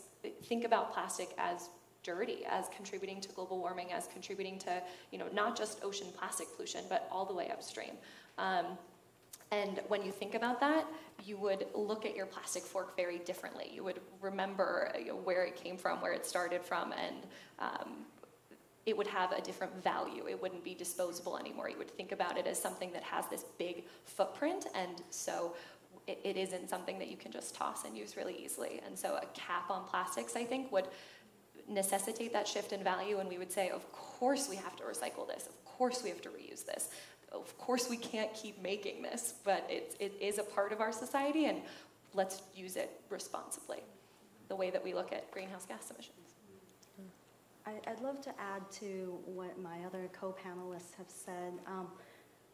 The other thing I think we need a big leap in is to getting the economics right. The economics are pretty skewed right now, and if we can get it right, it won't solve all of our problems, but I think it can be a big part of the solution.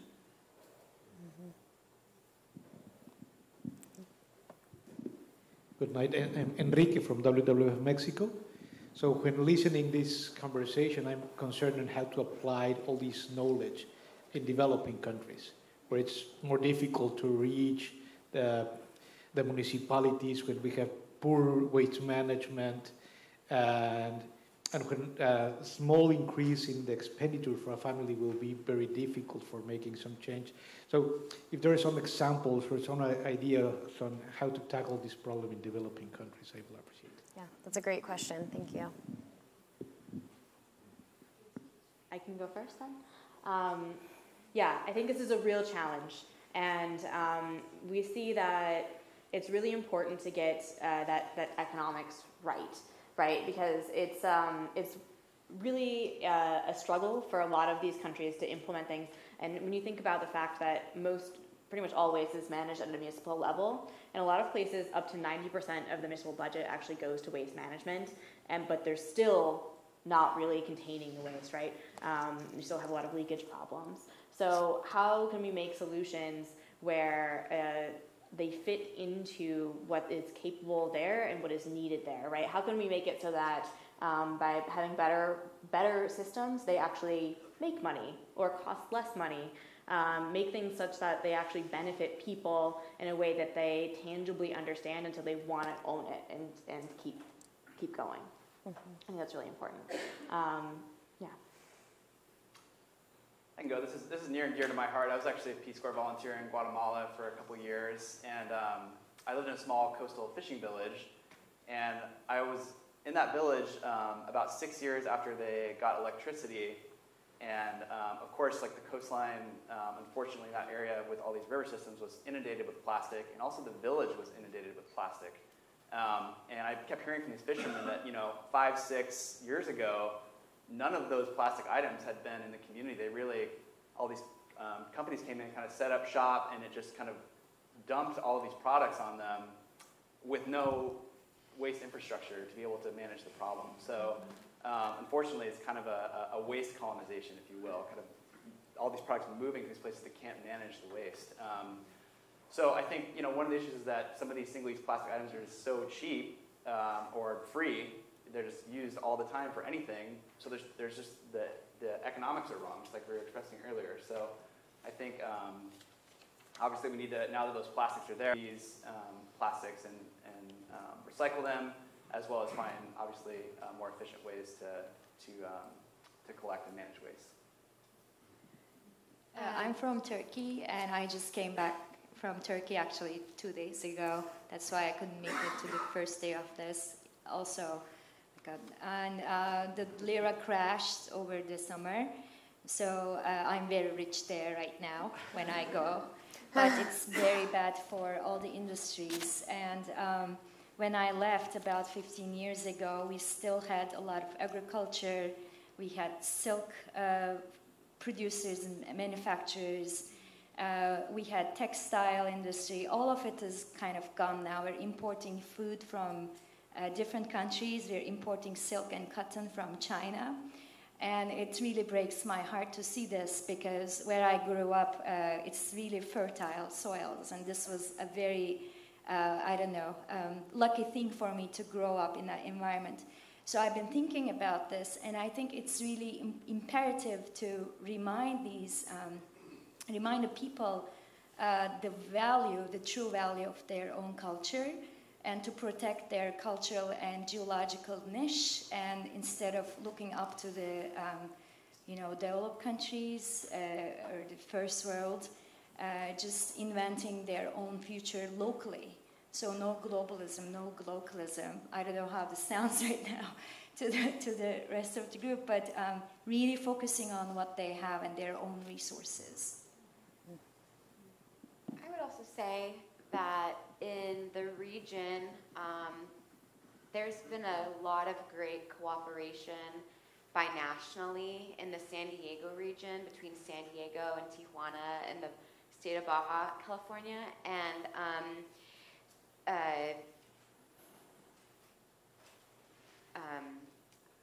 I know, like, for example, especially in the border region, like the EPA, for example, there are grants available for infrastructure development. I know that a couple of years ago there was some development of like municipal composting in Tijuana. There's also some really cool stuff happening right now in Tijuana related to plastics. But as it spans out from there, I know for waste management, especially, you know, Zero Waste International is trying to take off. They're trying to hold conferences all over, but I think there's a space for, you know, municipalities, for sister cities and jurisdictions and governments to come together to share best management practices and to work together to find solutions. Unfortunately, you know, solutions aren't always monetary, right? But I think that there can at least be a knowledge-based sharing between, you know, what works. Yeah, thank you for saying that. I think also as a scientist in this space, it's very clear that trash doesn't follow our geopolitical borders. So places that have a lot of trash in a big storm, that's now our trash. In the gyre, it's very clear that that trash is coming from multiple different countries and multiple different mismanaged ports. And so it kind of matters that we're all in this together and that we're all working, using the knowledge one place is gaining to help the trash in other places, because it doesn't really matter where it comes from. It's all ending up in the same ocean and in the same seafood and things like that. Yeah, and just really quickly, I just want to echo, you know, how important this question is, and repeating something that Jenna Jambek said at the panel last night. With any solutions that are proposed, you know, whether it's waste management or policy or anything, you have to consider the context and the culture in which they're being proposed, and there is no one size fits all. I'd like to add, I agree with what you said. In the design of our work, we recognize that there is no one size fits all, and I hope that when our work is shared with all of you and the rest of the world, that you can take that and then use it to analyze your own situation to find the best set of solutions for you, because different municipalities are different, different countries are different, and you do need to look at your own context. But we're designing our policy analysis now and are trying to look at how we can look at that such that it could let a manager at different levels look at what policies are out there and be able to say, okay, that applies to me, that doesn't apply to me, and hopefully when we have our work that it can really help you. Yeah. She's coming around.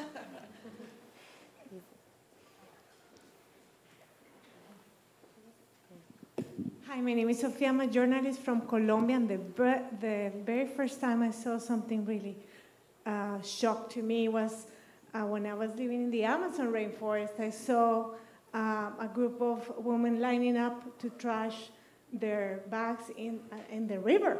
I said, what are you guys doing? And they say, oh, we're putting the trash in the river. I said, but it's going down the stream. They say, oh, don't worry, you won't see later. The same thought came to my mind when I started looking at the way we buy things for Halloween, for example, for Christmas, for birthday parties.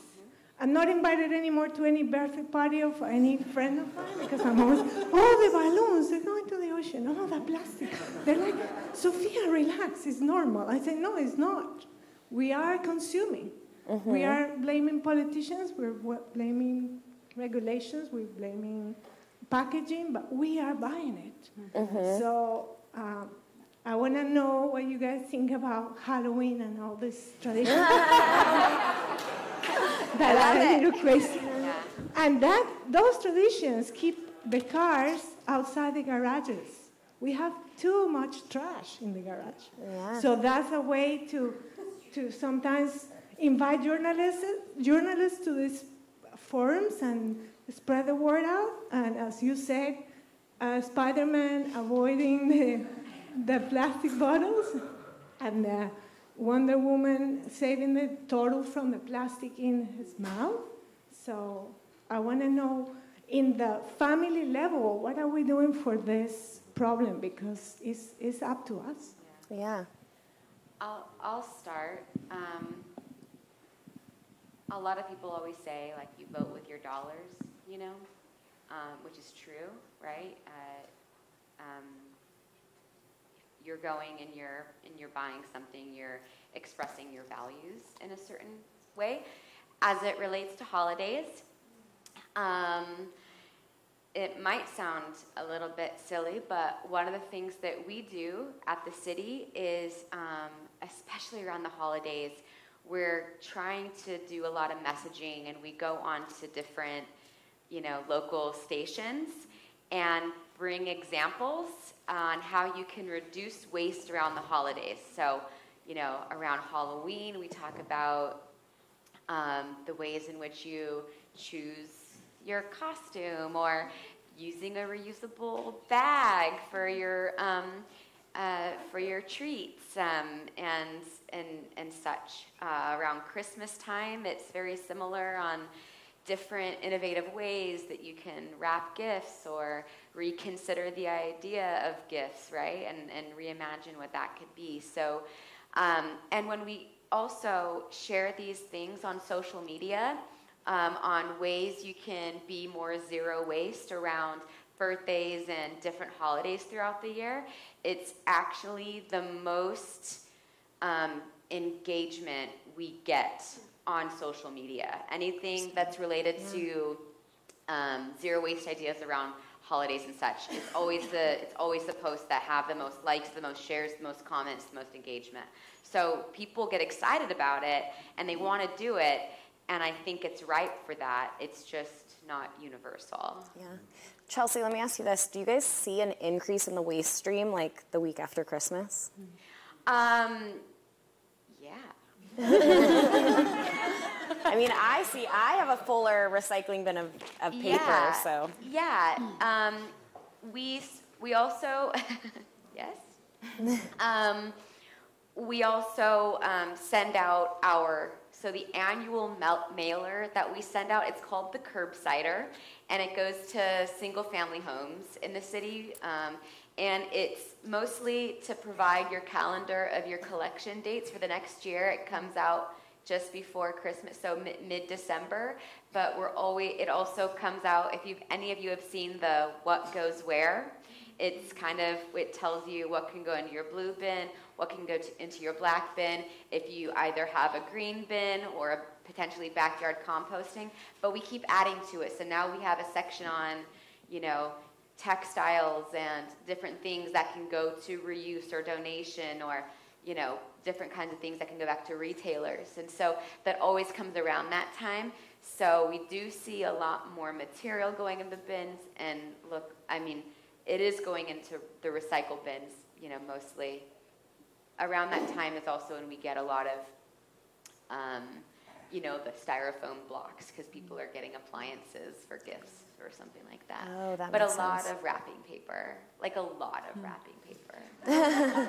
We're working on so we have, great. We actually have, if you look at my closet, you'll see every different type of bag I've ever received a gift in, because I keep them to regift them. And in my family, we very neatly refold tissue paper and reuse that tissue paper for a very long time. When I got married, my wife was like, "You need to get rid of this."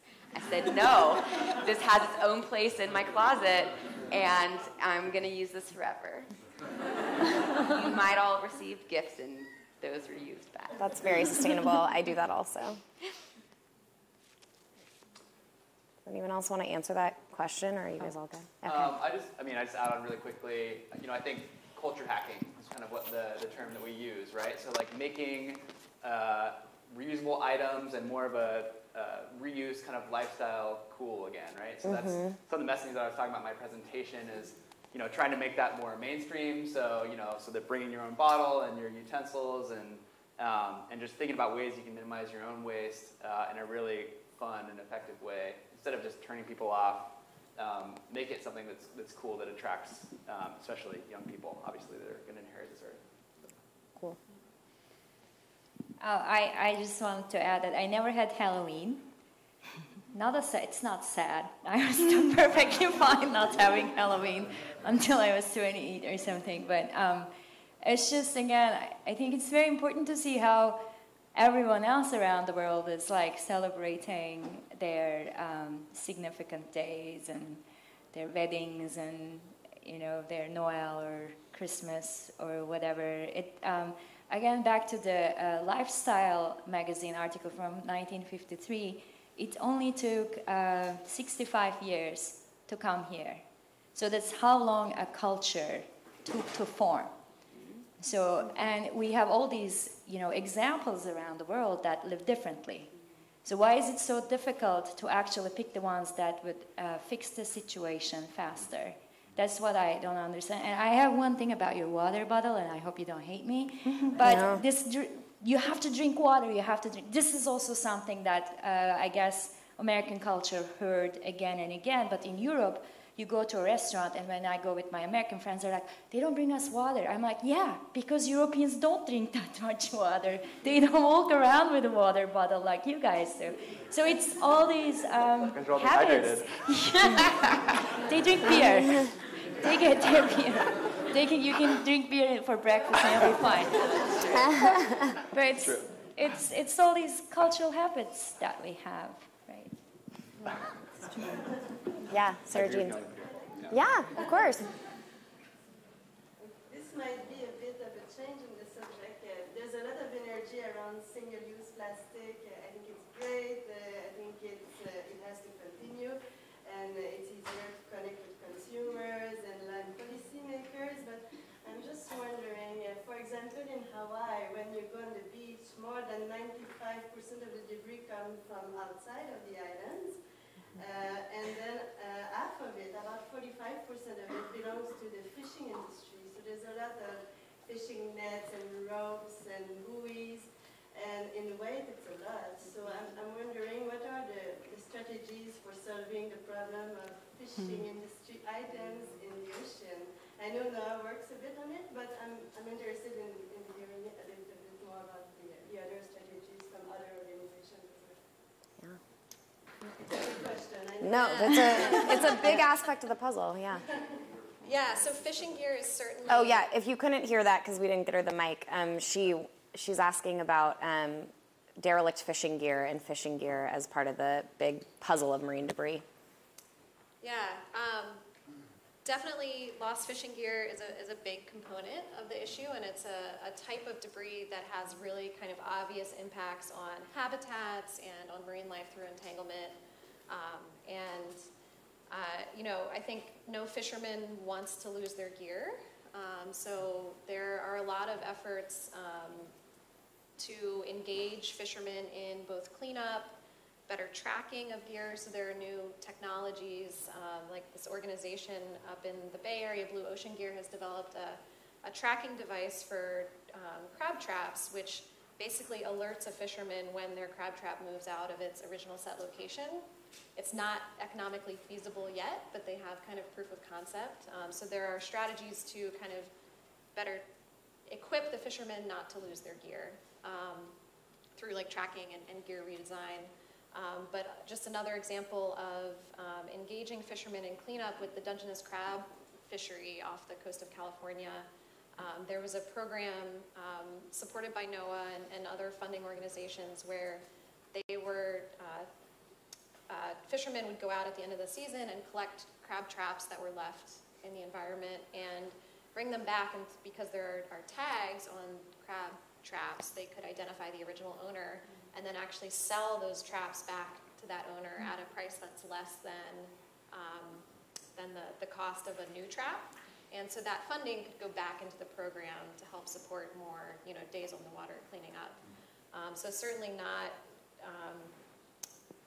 not the only solution and not a perfect solution, but I agree that it is a huge issue globally, and not just with kind of our trap and net fisheries, but we're seeing more and more aquaculture.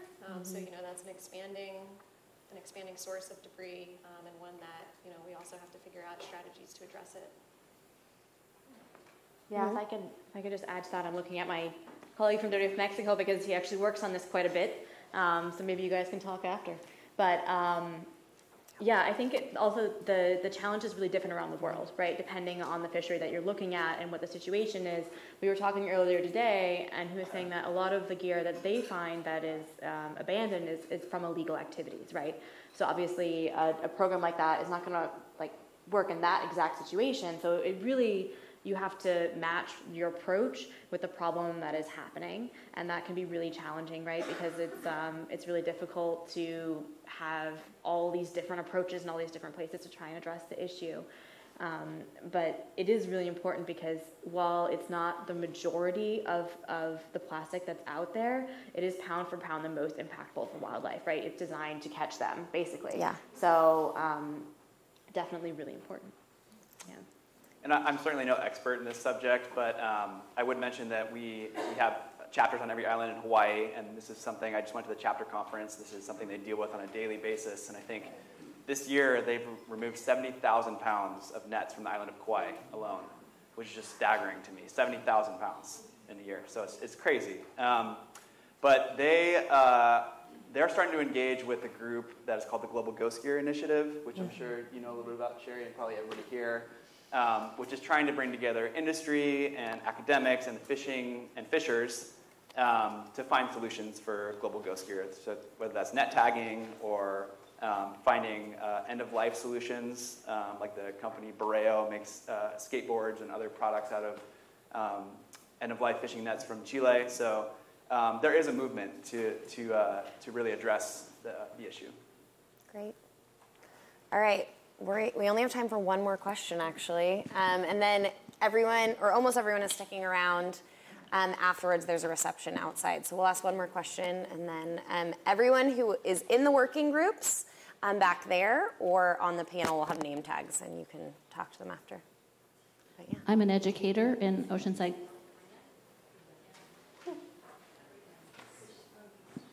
I'm an educator in Oceanside, California, and I've had the opportunity the last couple of years to work with 5th grade students. They've done research on the marine debris issue, and we've used the trash talk videos from NOAA. They're awesome. But if I have the opportunity to show this archive to the students that I'll be working with this year, if you had one hopeful, simple message regarding a solution that they could have an impact with, I would love to hear that, be able to share that with them. Can I start? Yeah, absolutely. So when I talk about behavior change, more times than not,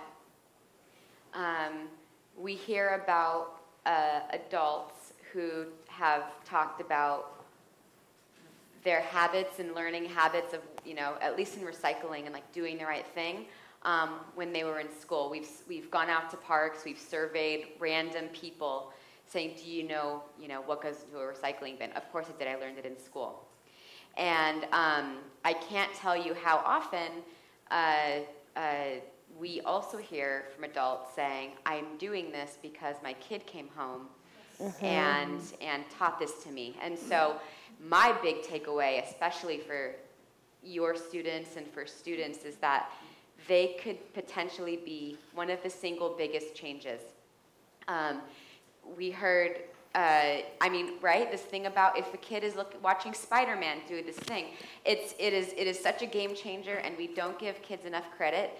But what they're learning in school, and if they're learning the proper messaging, and if people are investing into that, it can make some of the most important changes. So the children are our future. They really are, but they can make it's not even that they have to wait till it's their future. They can make changes now because of how they influence their parents. Yeah. Yeah, the kids really get it. They totally amaze me. You know, I think a lot of the stuff we've seen this year with straws especially, a lot of that's driven by kids that have showed up at City Hall demanding that their local city council ban or you know, ask for a straws upon request policy. So I think it's totally amazing. In terms of like hopeful messaging, there's a leader in the ocean conservation world named Wallace J. Nichols, and he always mentions that it's not extremely helpful to always, because in these conversations we always say, oh, the ocean's got 5 trillion pieces of plastic in it, there's 8 million tons every year. But we have to remember that it's not always so helpful just to say the ocean's full of plastic, because the ocean is still full of amazing, incredible, diverse life that we're still finding every single day, thanks to institutions like Scripps. And so I think in terms of the hopeful messaging, just to remind kids about the beauty of the ocean and all of the secrets and mysteries that it still has, regardless of the impacts that we're having as a human species. So I think never forgetting to kind of hook them with that initial love and wonder. And you know, I've been able to see so many kids in this space, and you can tell them these things and they just get it immediately and they start refusing plastic. I mean, it's the most inspiring, I think, part of this work. So. I think the first thing that came to mind for me when you asked that question is this meme I saw of Oscar the Grouch, and you know, he lives in a garbage can, and it says, the text says it's called garbage can, not garbage cannot, right? And so it kind of is like focusing on kind of that positive messaging, and I think with behavior change, you know, there's studies that show it's way more effective to give a positive message of, you know, try to remember to bring your reusable water bottle, not like, you shouldn't be using that plastic bottle. And so kind of focusing on the positive, like Trent said. Yep. I think I'd like, thank you for caring about this issue. Thank you for telling your students about it. Earlier I was mentioning that my biggest challenge, Jenny asked us, and I said my biggest challenge is convincing legislators that this is a problem and then inspiring them and supporting them to vote yes on change. I think a hopeful message for your students is that they will be able to engage in this issue no matter what they choose to do with their life, and that their individual choices and decisions and the conversations that they have will matter, and that they will be that elected official that I'm trying to lobby one day. They will be managing a corporation that gets to make design choices about their packaging. They will be at a local government getting to shape the way that they respond to this crisis. And that is very powerful. And no matter what they choose to do, if they go into it with a mindset of plastic is something that needs to be addressed, they'll be able to make change. Yeah, absolutely. Oh, hi. I really like that you're working with these younger people. I personally think that the most precious substance in the world is a young developing brain. And they have it, and they don't have to be a part of the past, and they can build their own future.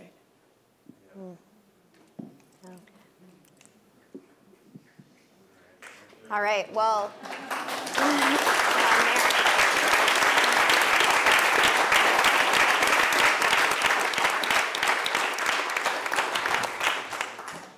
Well, as a kid who started a recycling club in kindergarten and is now a scientist studying plastic, I think it worked. Kids are the future when they care about this. So thank you all for coming. Thank you all for coming and spending your evening telling us about all the amazing ways you guys are helping solve this problem.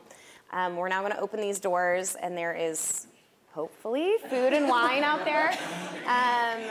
Plastic free, also hopefully. And yeah, thank you all for coming.